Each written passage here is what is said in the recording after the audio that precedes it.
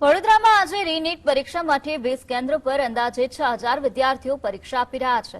એનટીએની માર્ગદર્શિકા મુજબ વિદ્યાર્થીઓનું 3 લેયર ચેકિંગ અને બાયોમેટ્રિક બાદ પ્રવેશ આપવામાં આવ્યો।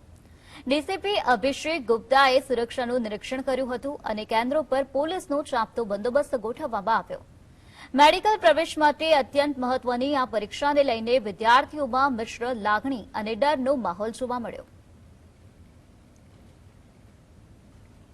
રી એક્ઝામ થઈ રહી છે, તેમાં 17 જેટલા સેન્ટર છે અને 6000થી પણ વધુ વિદ્યાર્થીઓ આ એક્ઝામમાં અપિયર થવાના છે।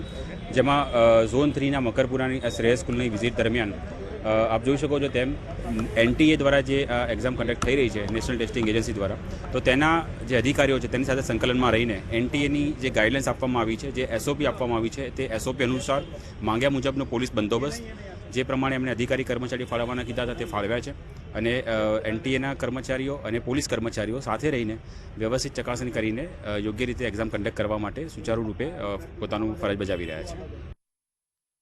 તૈયારી તો કરતા જ હતા, પણ પહેલી વાર સારું પણ ગયું હતું, પણ હવે ફરી જો આજે થઈ રહ્યું છે તો હવે એ બહુ કોન્ફિડન્સ નથી કે પહેલા જેવું છે, બધો જુસ્સો જે હતો એવો નથી હવે ફરી।